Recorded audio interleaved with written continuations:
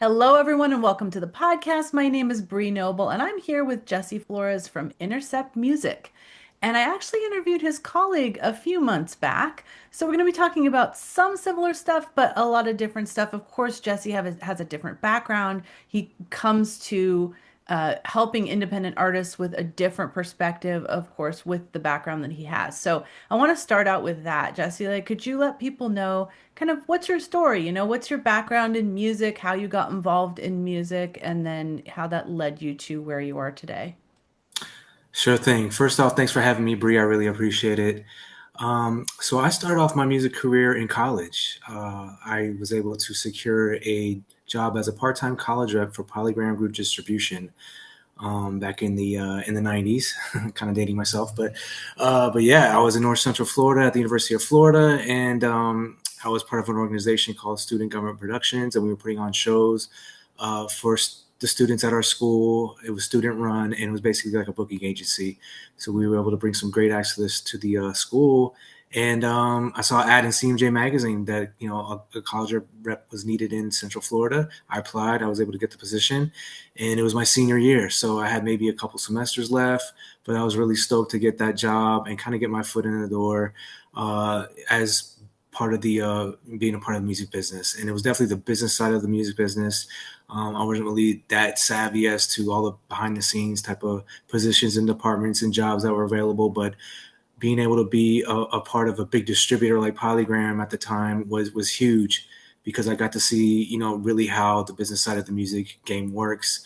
We did a lot with the retail stores at the time, so I was going to the Sam Goodies and the Music Lands and the Best Buys and the Targets and making sure they had proper stock on our titles, and if they needed any marketing tools, I Oh, was the able to days. I them. remember going to Tower Records and Virgin Yes, Records and thumbing through everything. I miss it. you're speaking my language because Yeah. I was one of those guys that would just literally spend hours in the record store with the headphones on, listening to records, going through the bins, all that stuff. So yeah, I was doing all that, and when I graduated, I had a job offer in Detroit and LA as a field marketing rep for Polygram, and I chose to go to LA, which is probably the best move I could make at the time, and it's really what led me to where I am today. Still in Los Angeles, close to 30 years later, and still in the music business. So, when I moved to LA, I kind of rose up the ladder with Polygram and Universal Music because there was a big merger at the time where Universal bought Polygram. But I went from a field rep to a artist development rep, which is more of a marketing type of position, to a sales rep. So that was actually going into all the towers and the Virgin record stores and the indie record stores and selling them our upcoming new releases, which was a great time and great learning experience as well. And Mm. then in 2004, I really had a great shot at my first national position, and that was with EMI Music Distribution as head of urban marketing. So that was a great time for me because I was able to spread my wings in a national position at a director level and started doing distribution deals with third party independent artists. So these are a lot of artists at the time that were coming off their major label deals, but wanted to be independent where they'd have 100% creative control, own their masters, but still have the push from a major label. So we were doing some really great deals there at EMI at the time, and I had a really great run there up until there was a merger with Universal again, this time with EMI. And yeah, at that point, it was the first time I got laid off, and it wasn't anything due to what I was doing. From what I was told, but it was just a headcount situation. When two companies merge, there's going to be consolidation. It's just inevitable. And, I was able to move forward from EMI and join a company called InGrooves, which was another distributor for independent labels and artists, and had a great run there close to 10 years. Mm. And that's where I was before I joined Intercept Music. Got it. So why did you move over to Intercept Music, and what makes that different from what you've done in the past? So I moved over to Intercept after a merger with Virgin Music Group and InGrooves. So another consolidation, and Dang, there's so many mergers in this. I know. I literally been through five mergers and survived three of them. So it's just the way it is nowadays. Ever since the digital age, there's been nothing but consolidation with these majors. When I first got in the biz, there were six major distributors, and now there's only three. So Ugh, literally cut in half. wow. Yeah. So what's different about Intercept than like these ones? Like, do you think that Intercept will ever be gobbled up by a big company, or are you guys doing stuff differently? I think we're doing stuff differently at this point. I mean, the company was founded in 2018. We have a couple of co-founders, Ralph Tashian, who you've met and who's been on the podcast, and also Todd Turner, who's also our CEO. And it's a perfect blend of music and tech. Ralph's got a big music background from being, in radio promotion and running labels, and Todd's got a immaculate, tech background where he's really in the forefront of technology. So Intercept is like, in my opinion, the perfect blend of both, as well as customer service. I think that's one thing that really separates us from other companies is the type of super service that we can provide the independent artists and label community. A lot of companies that are distributors nowadays, it's hard to get somebody on the phone.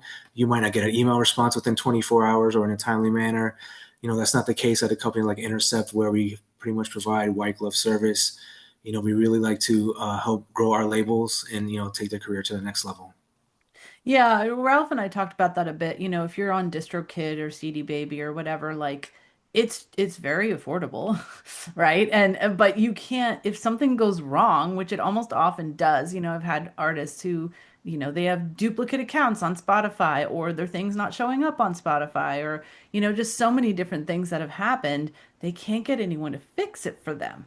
And so obviously you guys are taking the other approach of being more customer service friendly. What does that mean for the cost of working with Intercept versus something like a DistroKid? But we do have a distribution fee, which we charge all our partners. But when it comes to the service, I mean, it depends. Some artists and labels might already have a publicist or might already have somebody in house handling a lot of this administrative stuff, which is great. But if you don't, depending on what you're looking for, we can assist with maybe a YouTube audit. Going through your YouTube channel, making sure everything's set up the right way. We can also go through each DSP, whether it's Spotify for Artists or Apple Connect or Pandora Amp. We can go through each platform and kind of look at your account, where you're at, and devise a plan to really optimize everything to where you're really monetizing all your content the right way, and you're really setting yourself up for growth. So you guys kind of have an a la carte system where it's like if you need this, we have it and you can We get it. do. Got it.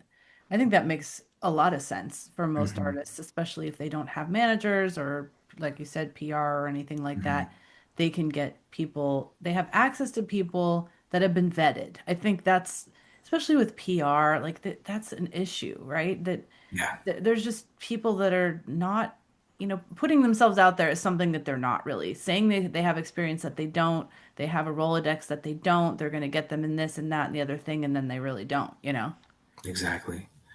And the other thing I wanted to add is that we actually have people in house on our team that have, viable music industry experience. I come from the Virgin world and a bunch of other distributors. We also just brought in some new team members that are from Virgin, that have experience at Amazon. So I think all that helps going through, real life experiences, dealing with these type of issues and knowing how to fix them is a huge positive. Yeah, I think that's true. There's so many digital service providers now that you have to know, like, how do you, fix this in the back of Spotify, or how do you get their attention over there at Amazon or whatever it is. That Mhm. if people have more background in that kind of thing, that's very helpful. Absolutely. So I know you guys are really leaning into AI as far as like as a marketing tool, right? Helping artists to be able to put out their content and things like that. Do you think that other like the big labels are they doing that or are they a little behind the curve on this? I think it depends. I think some of them are. We're not, holding back. We definitely have incorporated AI within our dashboard, so you don't have to go to like a third party to access some of these tools. But basically, say like you said, if you don't have a publicist, but you need a bio or you need a press release for your new release, all that can be generated within the dashboard. Same thing with social media messaging and posting. We can all have that scheduled within the dashboard, a calendar. Having the right, copy or text that you need in the right format or messaging that you want, all that can be developed within the dashboard as well. So just being that one-stop shop where an artist or label can go to and have access to all these tools is an amazing thing. What about email and email capture? Do you have landing pages and the ability to send out your email newsletter? We do in-house for Intercept. As far as having like artists and labels have Mhm. their own access to it, that's definitely on the roadmap. Got it. I figured. Yeah. Hmm. I mean, there's a lot of great tools out there to do that. I use Kit and you can do all that as an artist and it's great. But like if it was all built in, right? If you could be a total one-stop shop, that could be really cool. Yes. So, what do you think, like having been in the industry this long, like what is different? I mean, obviously there's a lot of things different, right? But I'd just love to get your insights on what is what has really changed and what has stayed the same. I think what has really changed is just, the streaming age, the digital age, just be having access to millions of songs in the palm of your hand, which, if you really think about it, is like maybe unfathomable, 20, 30 years ago. But here It we are sure today is. in 2025, and you're just like, okay, I can access all my favorite songs. I can create my own playlists. I can send it to my friends, a song that I just listened to and discovered, and now they know about it. That's the amazing part about it. The downside is that it just leads to so much clutter and noise when it comes to how much content is out there. These DSPs are getting over 120, 130,000 new songs a day. So when you're an artist or a label really trying to break your content or your music, how do we do that? How do you rise above the noise? How do you rise above the clutter?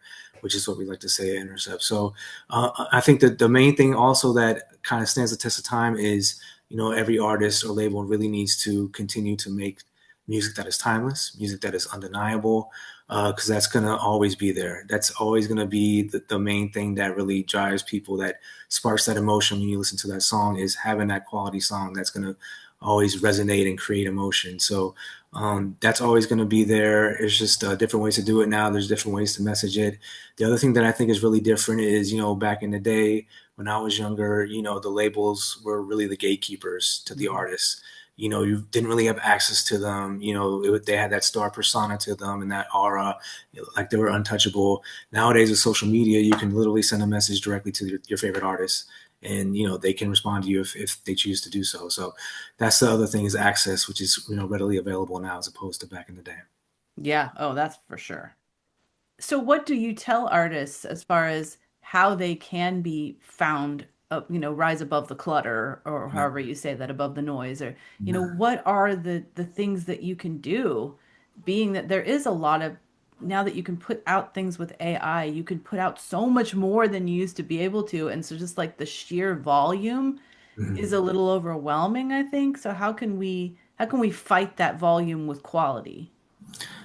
I really think artists need to focus on the business side of the music business, and so any release that they want to put out, they need to really generate a plan, have some type of vision on what they want to do. You need to have a really strong brand and build a unique story or sound, something that'll resonate, something that'll separate you and be different than everybody else. The other key thing to do along with that is to really have a great team around you to help Mm. build your success.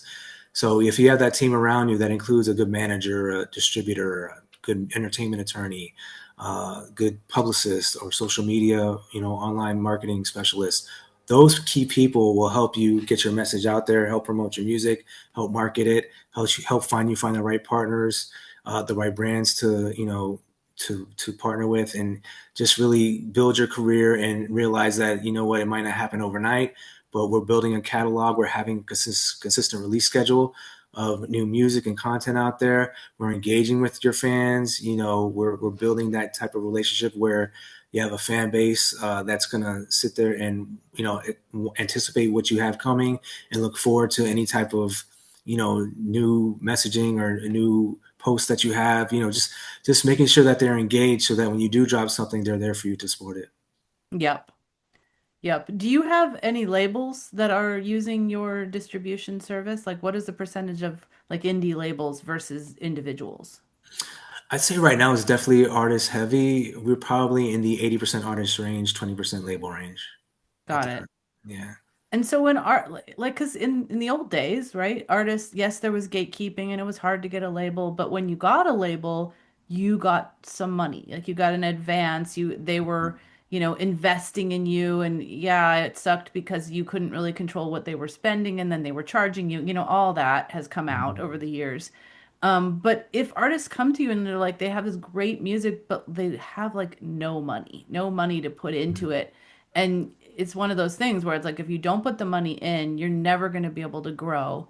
Do you have any recommendations for them on how they can get investors or, what is the best way to like drum up that capital you need? Yeah, I mean, I think the first thing that really resonates and that artists, labels, distributors really focus on is building a catalog. So if you have a catalog, even if it's at another distributor like a TuneCore or DistroKid, and you've been artists releasing projects over the last, 2, 3 years, that's something that a distributor can advance off of.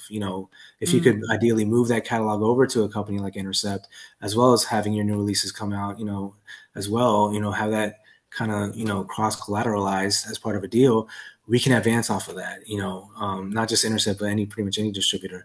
So that's the main thing I would say is be consistent, put out a lot of releases, and obviously plan them out.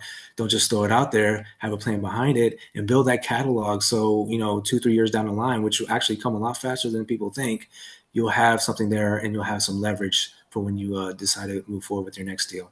That's interesting. So you can use that as an asset, like you said, it's kind of like collateral or get like a prepayment on that. Do they have to have like a certain level of numbers on those catalog streams to make it desirable for a distributor? Yeah, I mean, it depends. It varies per company, but I think if you're earning just digital revenue yearly around maybe like 20, $25,000 a year, that's something that we could work with. Interesting. Hmm. Okay, that's good to know. I've had other people on the show that have models where others can invest in other people's catalogs. Have you had people that do that? Like outside investors. There's like websites where people can go on and be like, "Oh, I really want to invest in this person's catalog and then I'll get like, money down the road from this, from putting the money in." Yeah, we've had experience with that, where there's a third party investor, whereas maybe they're putting up the advance, but Intercept has the distribution rights for that content. Or we're at the point where nowadays, we just recently started doing catalog acquisitions. So say you have been around for a while and you have established a catalog and several hits, and you just don't want to move forward with owning the rights for your content. You just want to Mm. sell it off and move on to the next thing. We're open to those type of situations as well. Interesting. Yes, Mhm. there are definitely a lot of deals going on like that these days, for sure. So I saw an article the other day. I haven't read it yet, but it was basically about how artists have really no idea what's going to happen if they switch distributors. Like, you know, things can happen, things can fall through the cracks. How do you make sure that when people switch over to you as a distributor, that they don't lose a lot of their assets online? That's a great question. We really try to make the catalog migration process very seamless. We have those conversations beforehand. We also have an onboarding process where, we really get detailed as far as, how many titles are moving over, where are they currently at. Does that previous distributor have DDEX where maybe we could transfer the files over, quicker than just uploading it, to our system. All those things we take into account to make sure that nothing gets lost. You don't lose play counts on Spotify or anything like that. We want to make sure that our content through Intercept goes up first before you take down your previous content through distributor. All those things really factor in to make sure that the process goes as easily as possible. Got it. Yeah. Oh, that's a good idea that you have to have the new content up before you. So then they're like temporarily duplicated. But is there like a number for each file basically so they're never, confused or you get to pull those plays over when you transfer? Yeah, the plays migrate automatically because they use the same ISRC number. Got it. Okay. Yeah. That's what I figured. But Mhm. I've had people in my community who's like their stuff has just disappeared because their distributor went out of business, because it was like a small local Mhm. one. And Yeah. then they're just like, oh no, like I basically have to re-release this. Yeah, that's not right because the distributor what they should have done is given like maybe like a 60 or 90-day notice saying, "Hey, Mhm. we're moving on. Please use this time to find another distributor before it gets taken down." Yep, That would have been the right thing to do. for sure. Yeah. Absolutely. Well, and do you guys also handle like other platforms as far as like YouTube music or, any other places that they can distribute beyond kind of the regular, Spotify's and Apple Music and stuff? Yeah, no, we definitely distribute to all the major platforms out there. Also, the companies like SiriusXM, Pandora, same thing. We want to make sure that the music gets to those platforms as well. But yeah, anybody out there that's commercially making music available for streaming, we have a deal with. Got it. That's great. So, is there anything else you want to tell indie artists, especially those who are kind of new to it's so interesting because people like me have been around, forever, like you, and we're kind of the same generation, I think. Hmm. Um, and we're just like always experiencing the newness of the way things are evolving. But somebody that just dropped in 2025 and started their music this year, Yeah. they don't have all that kind of like baggage or like things that they have to like rewire in their brain as far as how music is done. So if you were like a new artist today, like what would be the first thing that you would work on? Well, the first thing I would tell them is just to be patient and be resilient because the music Mm. industry is super competitive and it just doesn't happen overnight for anyone, for most people. I would also say, once you do start releasing music, to make sure that all your metadata is up to date and correct because you don't want to leave any money on the table. You want to make sure your songs are registered with Sound Exchange or with the MLC, just to make sure that you're getting, the money you deserve off the kind of contents that's out there. And then the other thing is, kind of what I mentioned earlier was, once you get to a certain point where you're getting some traction and people are actively, wanting to hear new content from you, is to build that team.